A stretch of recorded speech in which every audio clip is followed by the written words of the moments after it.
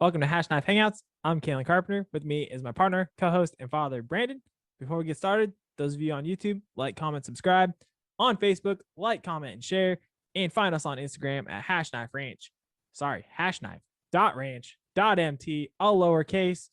And with that, to the opening notes. So again, for a second week in a row, I have failed to prepare some solid notes. But with that, would working on your master's degree have anything to do with that? Life in general, my friend. Life in general. Oh, Kentucky Derby. Yeah, the Kentucky Derby did. But anyway, that was, yeah. Cool and processed meats. That's what we're going to talk about. So what's cool? It's not me. It's not my dad. It is country of origin labeling. And that is it's supposed to be like, a law.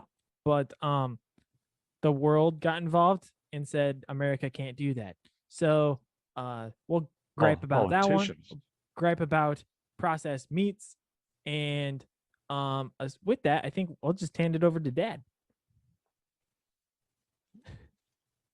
Anytime you get politicians involved in something, they royally screw it up. It's accurate, yes. Follow money. What starts out as something something that has a good intention, again, helps American producers, and this could be anything, called country of origin labeling. And what that was supposed to do was guarantee that what you were purchasing in the form of meat over the counter at a grocery store was raised, grown, had the health care that it needed as an animal, and was butchered, processed, and put out for consumption in as safe and known manner as absolutely possible. That's the intention. Country of origin labeling. Well, then you get with the law. So you've got the legislative body, Congress, that will get in there and say, oh yeah, we'll muck things up. We'll do a little brain surgery with a stick like they normally do. They've done it themselves first. So my disdain for our government officials is astounding. Well, but I don't think I'm alone in that. I can run down a quick timeline too, if you'd like. Yeah, please do. Because it changed. It changed a lot over time with lobbying and money being thrown at it. And I'll kind of, I got two browsers open right now. The first one says, let me look at, so there we go. Cool or country of origin labeling is a labeling law that requires retailers such as full line grocery stores, supermarkets, and club warehouse stores such as like Sam's Club, Costco, that type of thing, to notify their customers with information regarding the source of certain foods. Food products covered by the law include muscle cut and ground meats such as lamb, goat, and chicken, wild and farm-raised fish and shellfish, fresh and frozen fruits and vegetables, peanuts, pecans, macadamia nuts, and ginseng. Regulations for fish and shellfish covered commodities, blah, blah, blah, blah, blah. So it's interesting that it says lamb, goat, and chicken, doesn't say beef or pork. But I was looking at this other label here. What year did you cite that at from? When did that start? Well, that one, that's straight from the United States Department of Agriculture marketing service website. You can actually look at that, AMS, Alpha Mike Sierra, .usda.gov/rules-regulations/cool. So that is the up-to-date,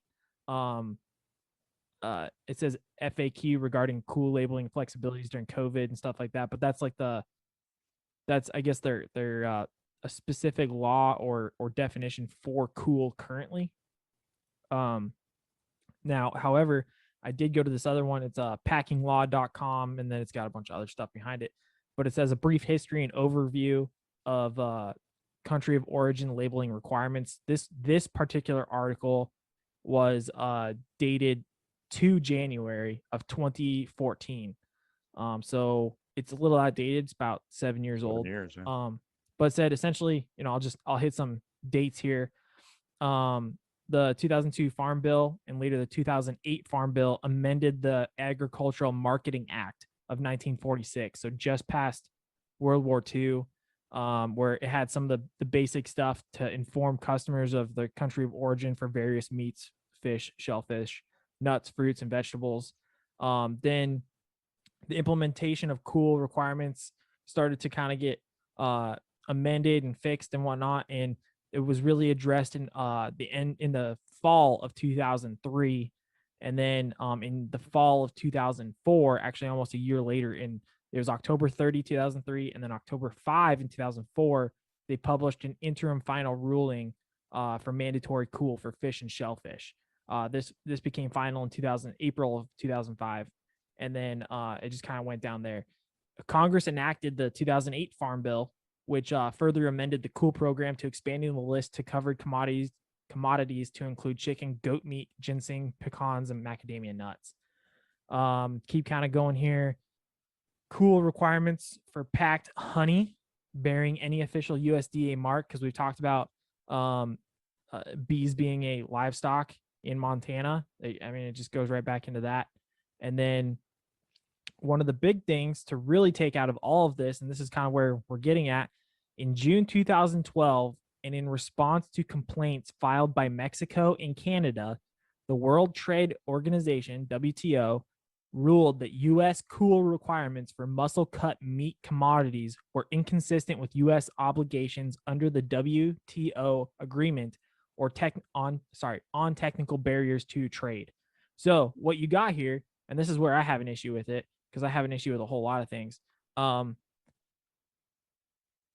United States is involved with a lot of the world's politics, and I don't think we should be. This is what happens when you do that. You step into people's politics, they then turn around and stick into yours. And that's where I 100% fundamentally disagree with the fact that the world is telling us how to operate, because we do the same thing. And I recognize we should not do that. But that's where we're at right now. And that's where the rub is, so to speak, where, you know, we've tried to dictate things in the world. So now the world's coming back as a whole and saying, no, you can't do country of origin labeling because that's against our trade regulations and stuff like that. So it's frustrating and it's wrong for us, because how do we know that the beef that you might be consuming as a consumer or buying at the supermarket or whatnot is from us? You know, we could be selling it to China and China selling it to us, and you're blaming the beef and the poor beef quality on us, when in reality it's from China, just because you think it comes from here and it doesn't. Well, and that's part of a perception that we have in this country. People take for granted that when they go to the grocery store, whatever they pick up is going to be safe to eat, right? Because they assume that it's grown here. Because we are very vocal about feeding the world, and this country feeds a lot of the world. We do it through trade, yes, but when you start feeding the world and you try to support your own countrymen or your own industries in your country first, other countries don't like that, because they want to be able to put things in our markets. And that's part of the Mexico. That was what year again? It was first, I think, 2002, 2003. Yeah.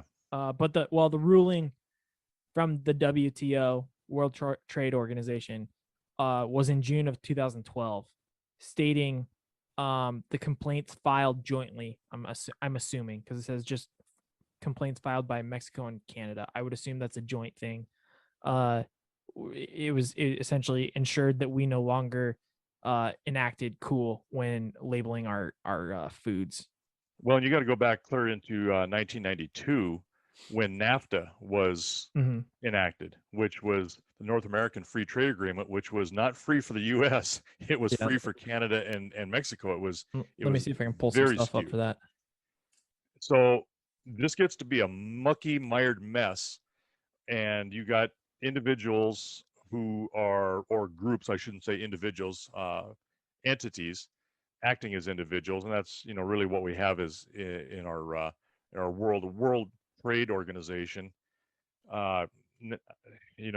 Get us out of that. The UN, all of that kind of stuff has just been nothing more than an ability to everybody vote for who's going to take care of them. And if a true democratic type of voting system where you've got all of these countries that say, hey, I'm all for me, and we're going to get together and we're going to have you take care of us. And when you keep doing that, they like it. And then they want more. It's just it's creating that class of dependent or expectant and entitled people from a country type organization. So you got these countries that are saying, hey, you need to feed us, you need to take care of us. And by the way, we're also growing stuff and we're going to flood your country with it. And you're going to like it and you're going to take it. So country of origin labeling was changed over the years as well, where the definition of what is a country of origin. So if you have boxed beef, which means just larger cuts that are slaughtered, put into boxes, and they're shipped in, and once they're here in boxed beef form, and then they start to be cut into a finished form, they can say, oh, it's in the country, it's in the US, so this is US beef. And it is not. It was boxed beef brought in, and that is absolutely wrong, and it undercuts. And I don't care whether it's chicken, pork, beef, doesn't matter. It's all of the same thing.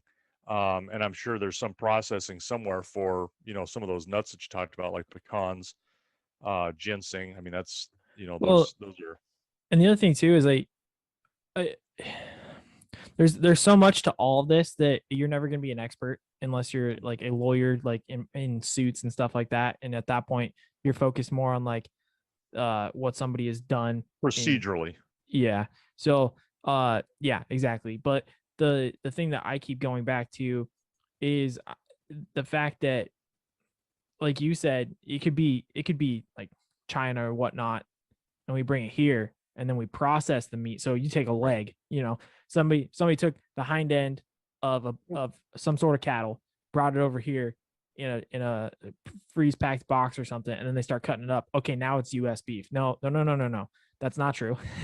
The other thing, like what I don't know what the other countries do, but I would bet that they probably don't do that. They probably don't say, oh, if we were to do the flip it around and say we take something off of one of our cows, put it in a big freeze dried or whatever box, ship it across the Pacific to China. I bet they don't say, oh, this is Chinese beef. I bet they're like, oh yeah, this is American beef. We just processed it here. Well, they say it's American beef because they know we got the greatest, safest food source on the planet.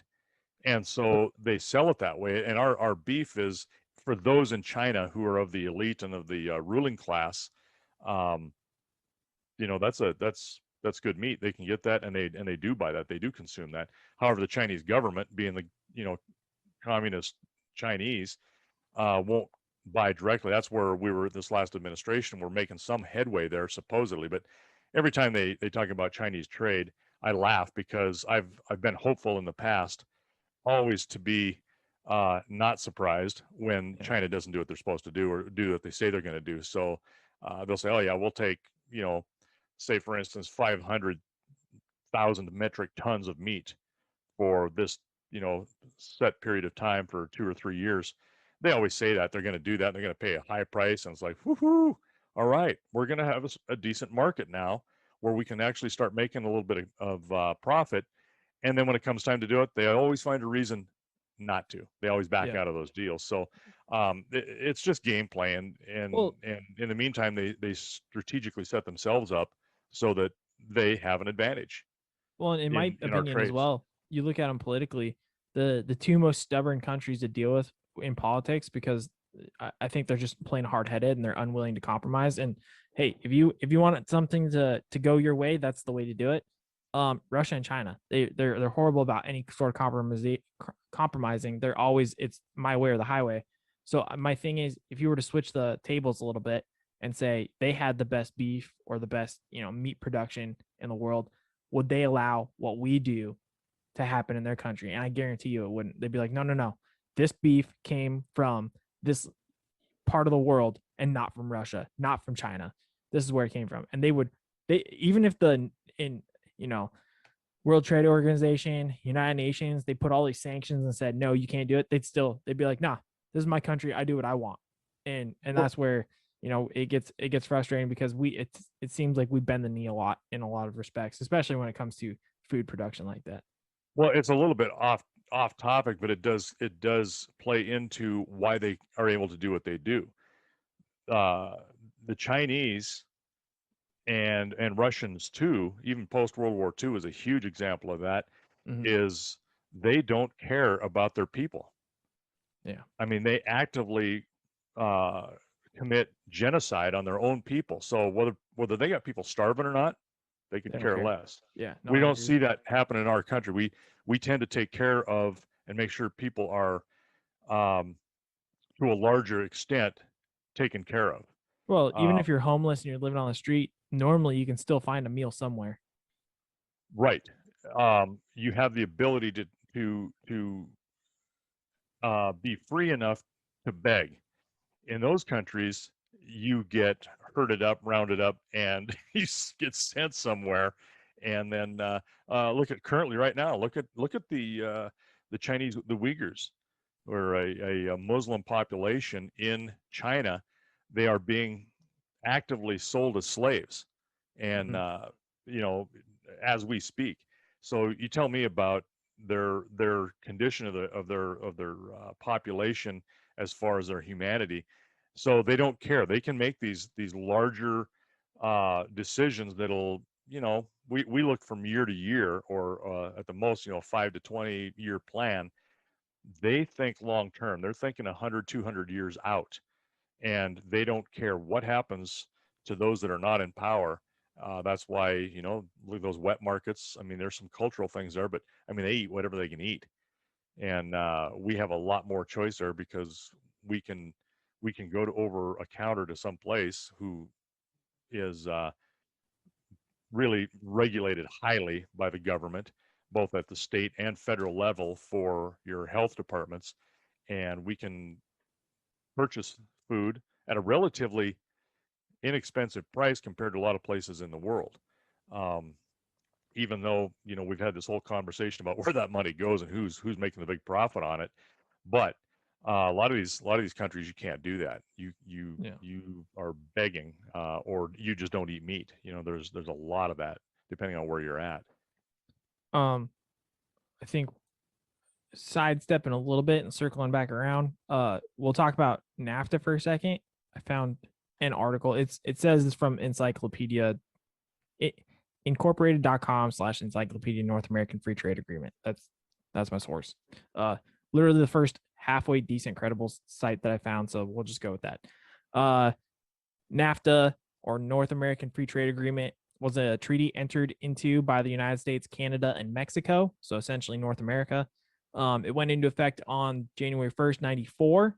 But free trade had existed between the US and Canada since 1989. So about 5 years beforehand.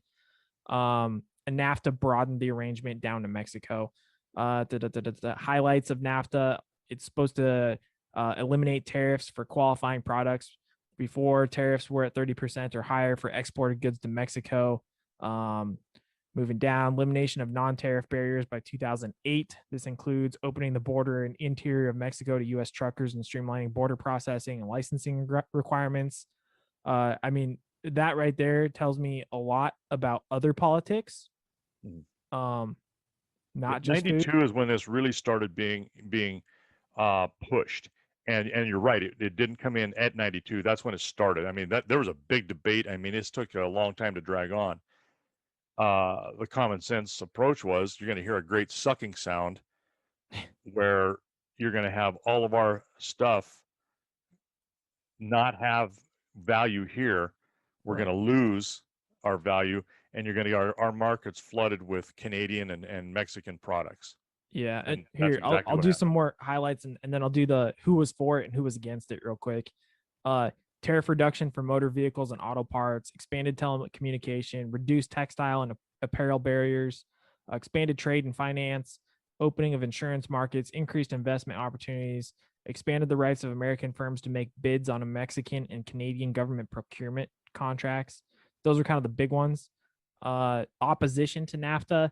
Much organized opposition to NAFTA centered on the fear that the abolishment of trade barriers would spur U.S. firms to pack up and move to Mexico to take advantage of cheap labor. This concern grew early in the 2000s. as the economy went through the recession.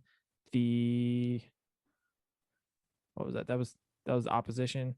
Where's the? I know somebody was for it. Somebody had to have been for it at one point. Canada and Mexico. And some of those corporations that could make the cheap labor happen for them. Mexican consumers spend more each year in the U.S. products than their counterparts in Japan and Europe, so the stakes for business owners are high. Some businesses were affected directly by NAFTA in the past. Larger firms always had an advantage over the smaller ones because the large company. So essentially, they're saying the highlights that I just rattled off. They said those were the pros. The cons were kind of the stuff that we're talking about. Like, that's the problem is you put that with cool, NAFTA with cool. How do I know that this didn't come from Mexico? How do I know this didn't come from Canada? I don't, because country, and we're seeing that happen all the time, and with more speed now, is that you can call something anything you want. That doesn't mean the name is accurate. Mm-hmm. I mean, there's a lot of things that are hidden by a name or an initiative that is really the opposite of what it's supposed to do. So things get, just like with cool, they get changed or hidden or deceived, really is what it is. It's just a deception, making you think that it's a good thing, and when in fact it is absolutely not a good thing. It's detrimental to what we're trying to do.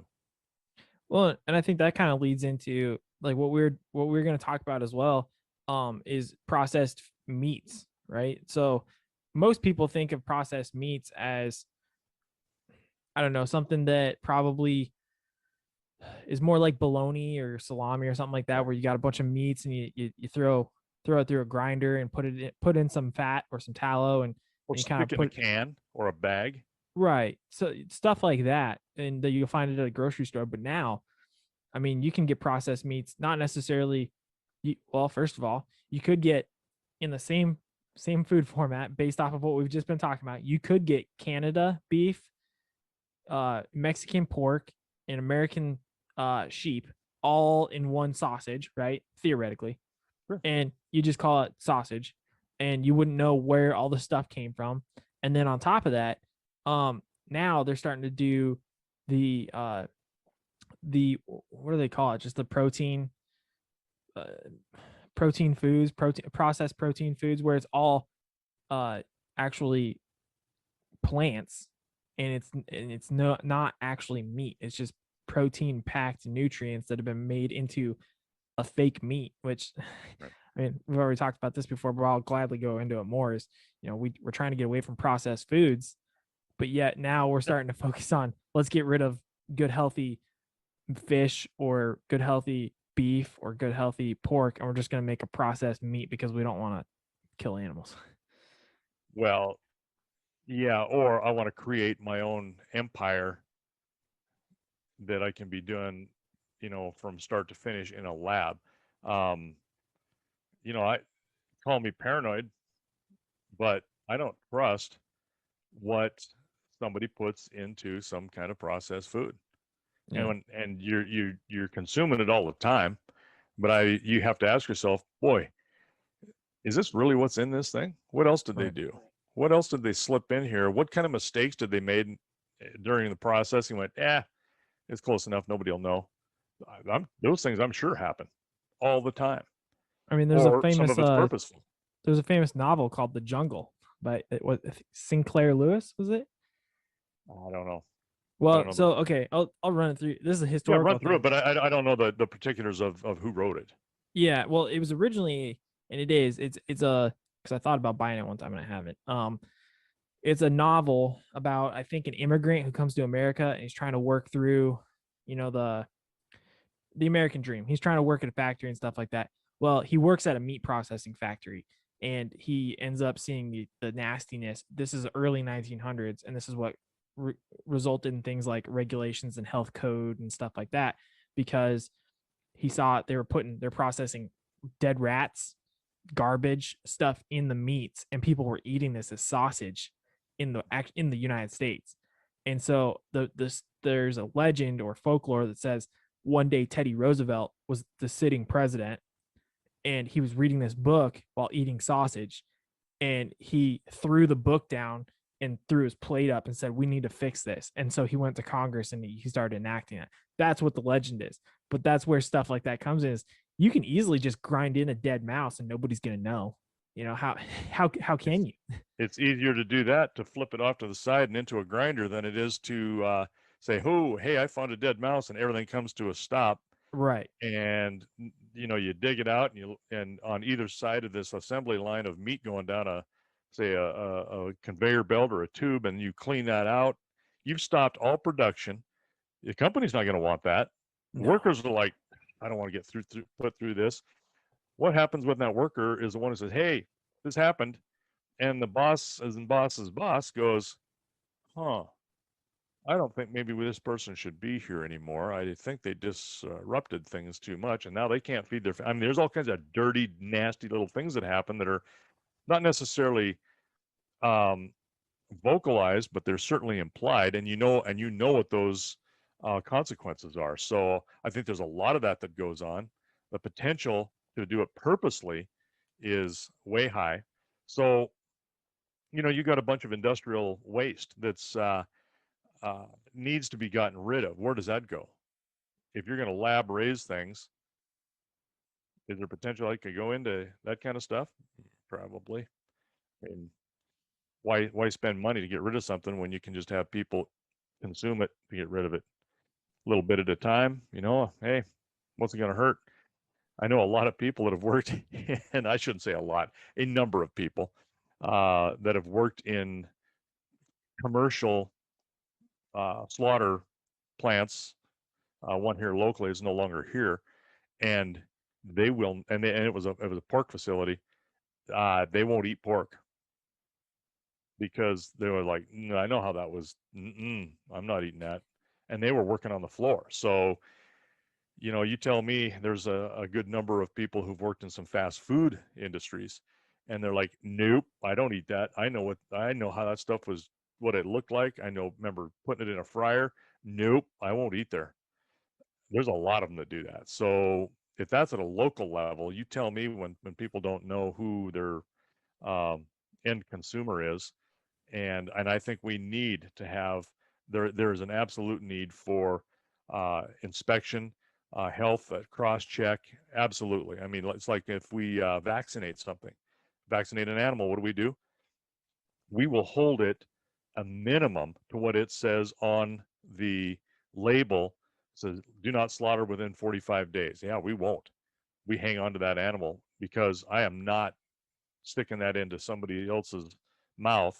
You don't know who's going to get that. So we follow those to a T and then some, because it's just the right thing to do. We need those regulations. We need those oversights. But a lot of those oversights are not there for us as a consumer for the right thing, and that's where the political part of that comes in, and that's unfortunate, but that's the world we live in. It's all about who can make the money off of what, and you're only going to make money on the supply and demand of that. And if you can flood a market, if I'm the one doing the flooding, hey, I'm just producing and somebody's consuming, that's awesome. But if I'm on the other side of that, where, hey, I got a competitor that's now flooding the market, reducing the value of what I have to produce, how long can I sustain that? And that's, when you start playing around with entire countries' producers' ability to stay in business, if you can control food, and I think I've said this before, you control everything.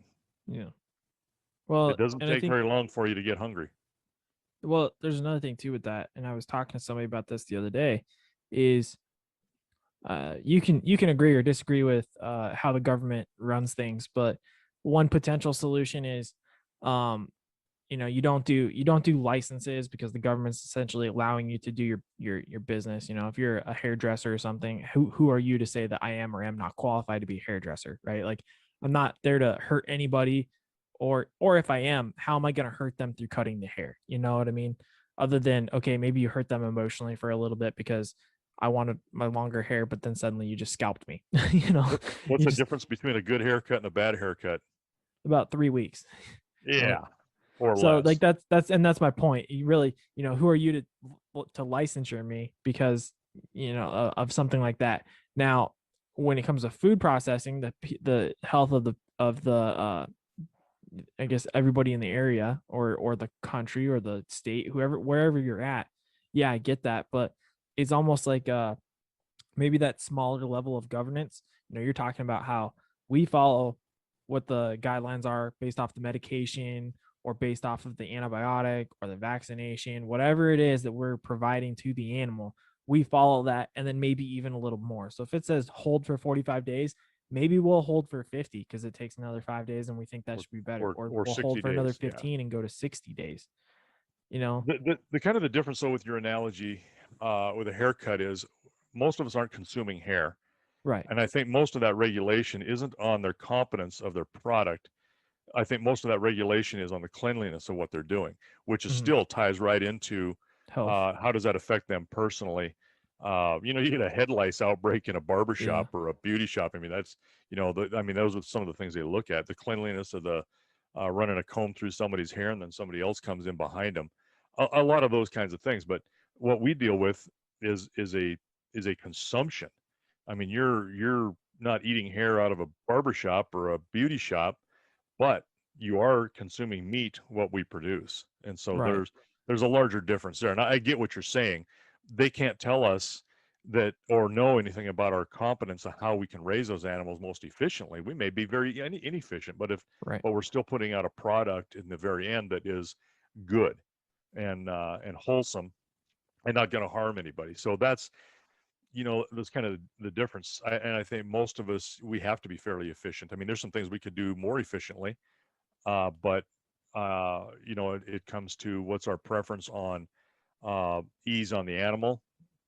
For instance, when we calve, we don't breed yearling heifers. We breed 2-year-old heifers. They calve at 3 instead of 2. They're more mature. That's a lot of that is the longevity of the animal to stay in the herd.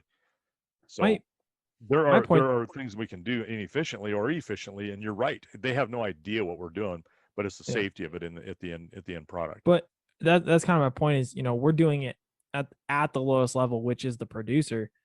I think that is what's leading to my ultimate point is the lower the level of governance, the better quality you'll probably have, because what do we ultimately really have to follow? It's really the USDA. What does the USDA require? That's the whole nation. So you got 50 states and some territories that's what they have to abide by. Now, then you go to maybe a regional area, the Northwest Montana or Northwest region, which would be, Washington, let's say Oregon, Idaho, Wyoming, and Montana. That's what they'll say is the Northwest. Okay. So then maybe we have to abide by them. Maybe a little more strict. They might be able to actually identify some things as well because they can travel around that area much more efficiently. They know more people. They know who's kind of the who's who of who can like help provide some policy and some information, like actual information. If we were to enact this, what would happen? Oh, well, honestly, in our area in Montana, this is what would happen, and stuff like that. But what I'm saying is you go all the way to the local level and realistically, let's say it's in Washington where there's a lot more people. Maybe it's a county by each county, but in Montana, maybe it'd be regionally. So, South Central Montana, where we would be, you'd have an artisanship there. You'd be like, hey, you pay into this artisanship, like, I don't know what your fee would be, like, let's say $100 a year. But what we'll do is we'll help you with making sure that you are within the health code for the safety of the animal and safety of the consumer down the road. Here's some policies. As an oversight to make sure that you're complying. Right. Not tell you what to do, but as in complying that this is what the minimum, or you shouldn't do this, or I gotcha. And that's where I think it would, instead of just coming up on here and we create our own YouTube channel and then we gripe about it all the time. That's a potential solution. Right. You have that because then, people don't have to be to our standard where we say we go another 15 days after everything all the time. This is our standard. Well, the artisanship or whatever would say, hey, let's cut it back to 5. Every time you guys go out there and you vaccinate or you medicate or you provide antibiotics, let's go another 5 days. You don't have to go 15. The Carpenters are a little crazy. They're, they got some wild ideas and sometimes they're just a little too inefficient. But here's what we have found. It seems to be working. Okay, now over time, we've gathered data. We have this big artisanship book that we use every year, and we now analyze it and we share with everybody. Hey, here were some findings for this year. Oh, by the way, some of the other people in our region that are growing animals very similar to what you are, oh, they might not be red Angus. They might be on the bad train, the black train. That's okay, whatever. But they're still finding some good stuff with the black Angus that seems to be working for them. It might work for you. Try it out and doing stuff like that. And then those let's say there's 6 regions in Montana: northwest, southwest, north central, south central, northeast, southeast. You put them all together, and those guys meet at the Montana Stock Growers Association, and you go, hey guys, here's what we found with the cattle industry this year. Here's some of our stuff in our region that we're finding. Now, I got it, Western Montana, you guys have a lot of extra moisture this year. We're in the central and eastern sides, we're kind of hurting. So we're going to be talking to each other more so because we kind of found some things. But that's not to say that you guys might have some good information that we could use, or that we have that you might be able to use for other years as well. Let's get together and let's make sure we have this database of some sort, so that we kind of have answers going forward as well. And when we need to help people, we can. I think that's largely done now, actually, Yeah. without being, if you're a member of like the stock growers, or your breed associations, or Yeah. it's a small country, really. I mean, there's a lot of people to reach out to, and I think that that information is already quite readily shared, and some oversight too. So I think you're on the right track there as far as that, but I think it's all being done. It's how proactive you want to be about it as an individual producer. Some people will just stick their head in the sand, and I don't need to learn anything because my granddaddy did it this way and his granddaddy did it this way, and it's like, well, okay, fine. And there are some things that don't change over time, but others, like you say, that do. And I think there's a lot of people that do that. The problem with it is that I see is I've never been much of a group type of person, and because I've been in organizations, different ones, and there always seems to be somebody in there who is going to, like, you know what, this is my tool. I can Yeah. run this thing, and I can get some advantage for me personally and some of my friends, and so things start to go downhill when you elect people to positions like that. You hope that you can keep that to a minimum, but there's always going to be somebody who will try to do that. You've got some really good people in some of these organizations that are like, you know what, this we want to fight against this, and sometimes they're not all that popular because saying something honestly might affect something that we're doing, and we may not like that. Yeah. Like, I don't like that. I just don't like the way that is or sounds, or I don't want to have to comply with that.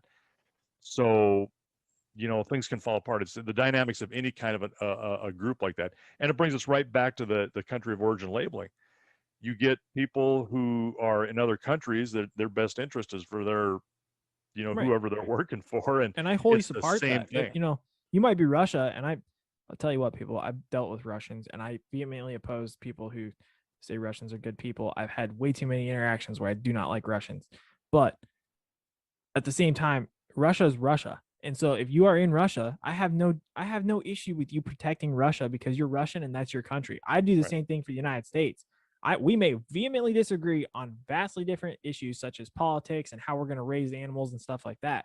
But like, listen, if that's what's best for your country, I get it. I 100% support it. And that's the same with states in the United States. I think, if what works for Wyoming, then don't make Montana do it. And same with Montana. What works for us in Montana works for us. Don't make Idaho, Wyoming, and the Dakotas follow suit. Well, you got a lot of things coming out of California, and California is a huge ag state. Right. They're an enormous producer. However, look what they've done with their regulation and their over-regulation from, again, the same kinds of issues that have come up.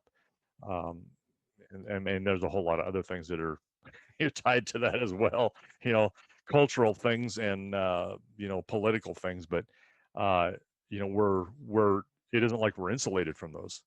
I mean, they affect us here. All of the water that they are procuring water rights from Washington, Idaho, and letting that water go to California. It's like, are you kidding me? I mean, those are things that are actually happening. So it's not about country versus country. It's also region versus region, and as you say, state versus state. Um, and unscrupulous people will do unscrupulous things for profit. Yeah. Going back to the thing that we are talking about, like the artisanship thing. If they are recording it, like for example, the Stock Growers Association and stuff like that, um, why do you think maybe I guess I'll answer my question and you can either agree or disagree. I think maybe the reason why many of us don't know that they're producing some of the stuff that I talked about, like records and stuff like that, is because again, we've talked about how we as a agriculture industry tend to be more conservative.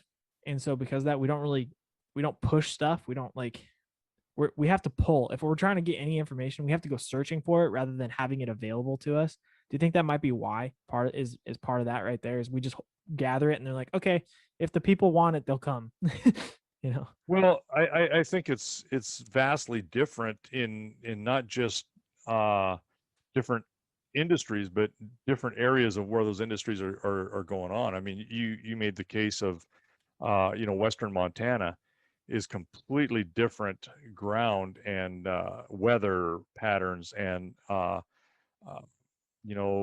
you would treat the ground in order to build a commodity, whether you're doing wheat or cattle. Let's use those two. I mean, you can do both in both sides of the state, but one practice isn't necessarily good in both spots.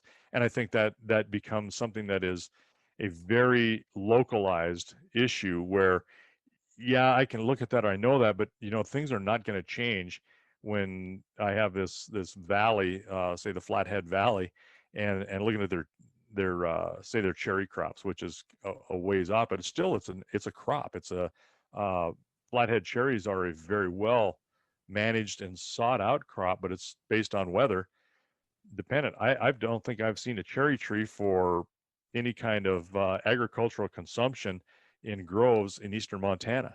The soil is different, the weather pattern is different. There's a lot of differences that are local that you can't change. So if you know that isn't going to change by a large degree, that's going to affect you, is there really any use to consider it or look at it or really dig deep in it? And your point is right, though. I do agree where we tend to not have things right out there. We got to dig for them, and I think that's also part of it. I think we just do what we do, and we don't share that much. And but I do think that's getting better. I think your point with the stewardship meetings with say stock growers, those are all organizations that they do sit down and they're getting better and better about sharing all the time.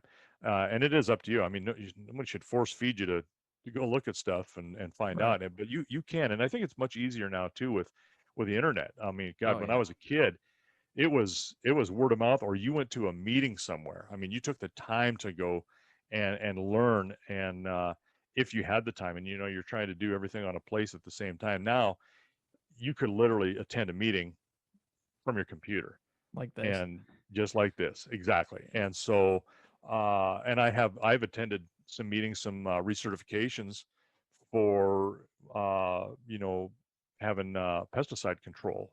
You have to be licensed for restricted use type materials, and yeah, you should attend those. I attend something. I only have to have, like, I think it's 5 credits every 5 years, like a credit a year or something. I Really? it's not that much, Wow. but I attend. When I do it, every class you take is like 1 credit, and they'll have three in our area, 3 things generate, or 4 things every year. That many credits, I almost fulfill my yearly credits, or my 5-year credits in a single year. And Right. I don't just do it to get a jump on it. I want to know. I want to learn. Is there something I can do different? Something we can do better?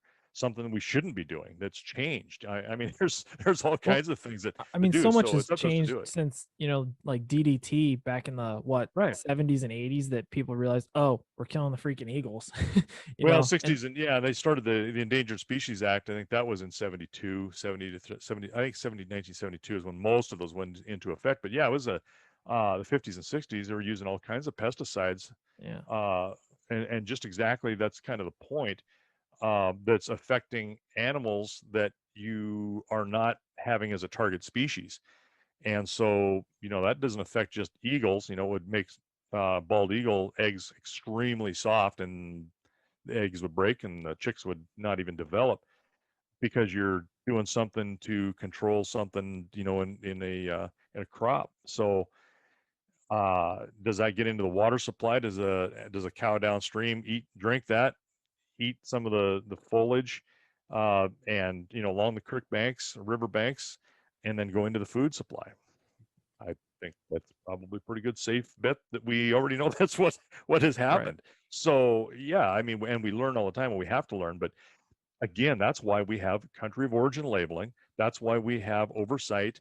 And I don't like the government being in our business, but I don't mind it if we're holding a standard that we need to do, and that standard is applied equally to everyone. If those countries that were bringing feed in or animals in, and they were at the same stewardship level as what the U.S. is for safety and what they're feeding their animals, then I don't want my cattle being fed dead cattle, and that's happened. That's part of where we got the mad cow disease in a lot of the European countries. It's called tankage. They will feed, and hogs are the same way. They'll feed dead animals to your animals as a protein partially to get rid of it and make cheaper feed and make it go further. And look what it's done. That you get a little prion in the brain that all of a sudden you've got the brain that don't work anymore, and that can be passed on.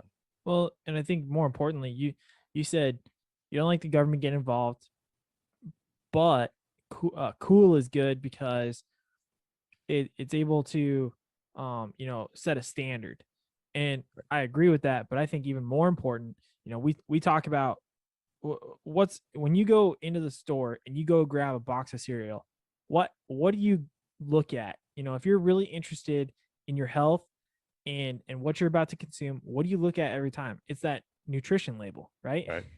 So I mean, if we're gonna apply that to the box of cereal, the box of rice, the condiments that I'm gonna pick up, this mustard or this soy sauce or whatever, why can't we apply that to the the meat that I'm about to consume? We already do that with so many things.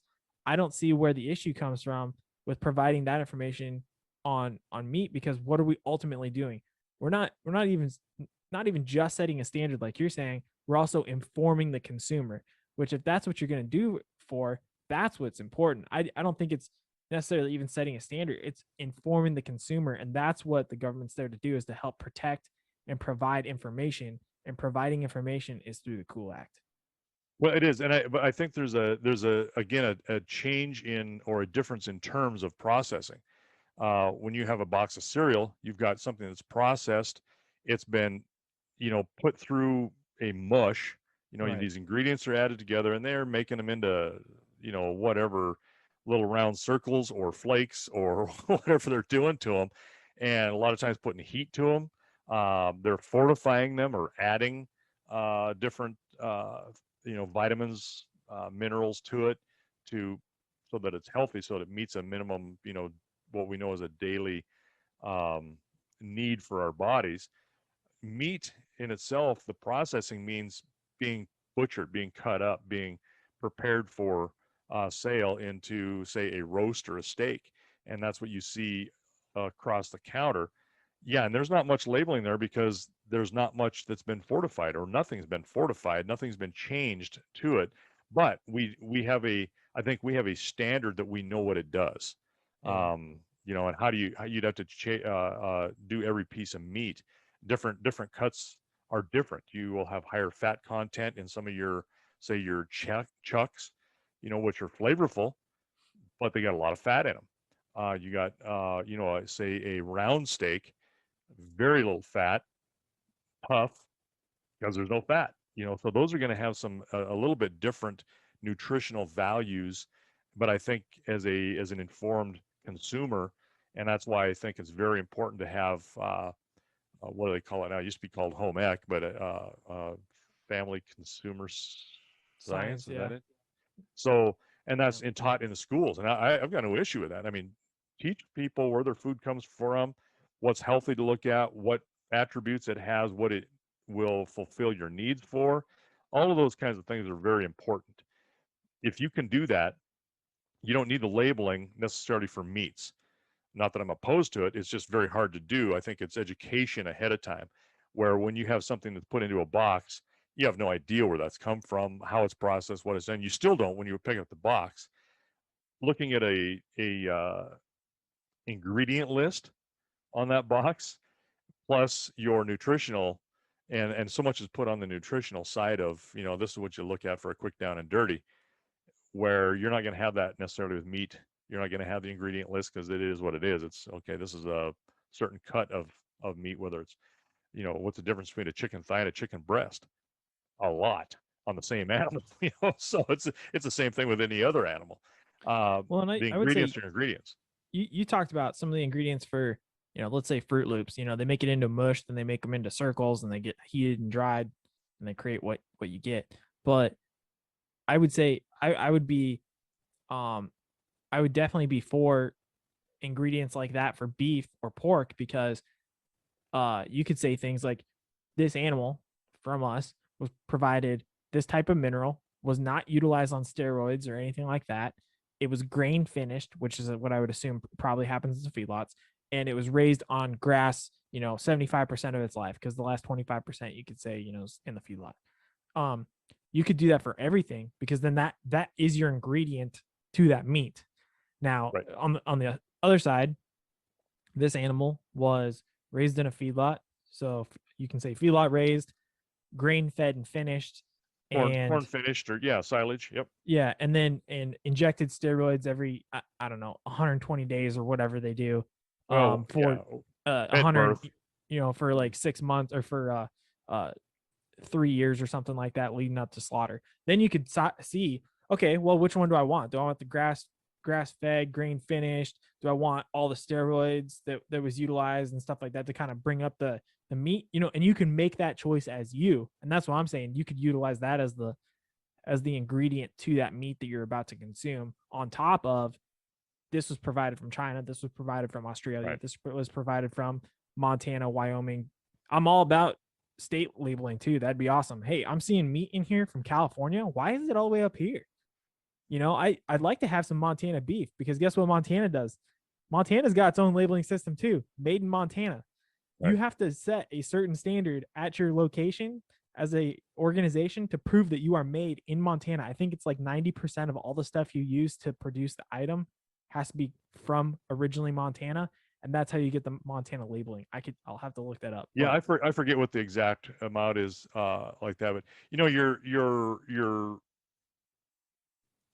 partway on what's really going on there now.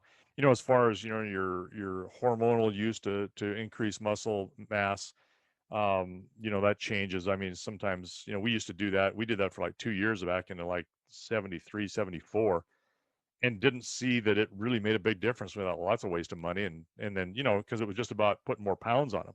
So we never did it after that, and everybody did without even realizing what the hormones would do or could do. Never thought about it. I mean, it was not something that was on our radar. That's those things that are learned later in some of your ag groups, and your and science that follows that and does research. There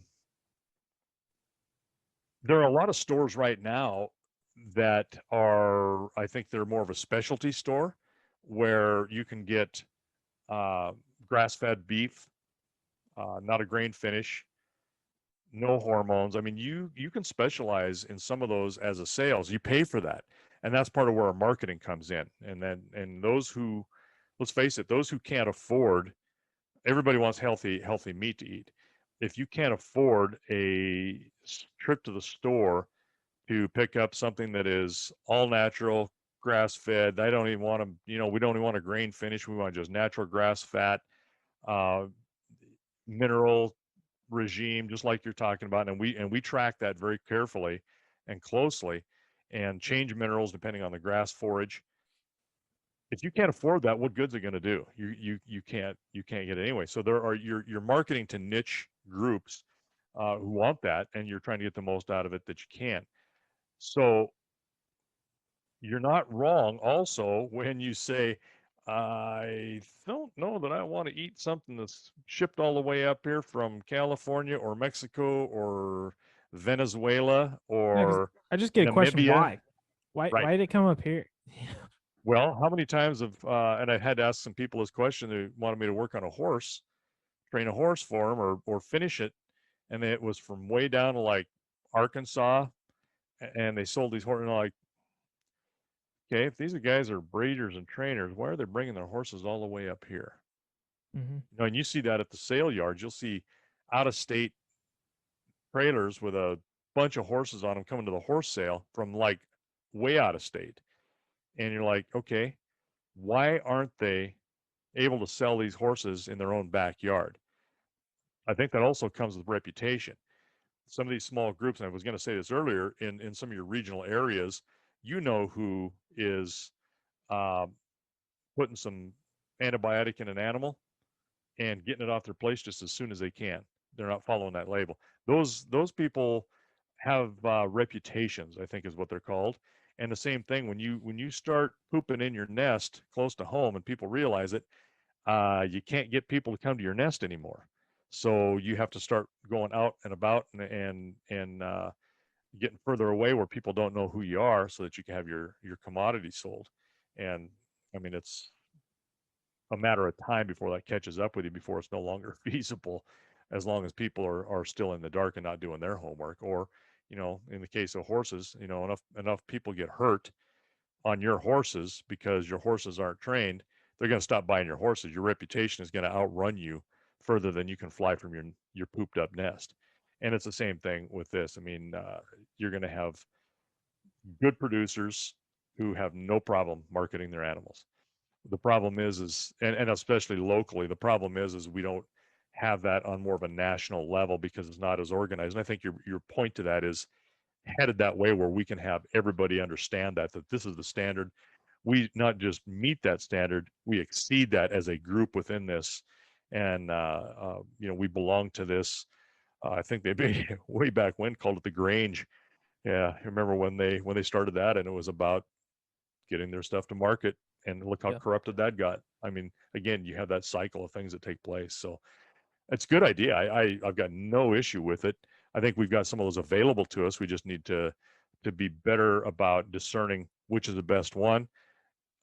Keep it from changing so that it doesn't lose its mission statement to better just a couple of people or a couple of organizations, or get politicized so that it's becomes a beast, or it becomes a tool for something that it never was intended to be.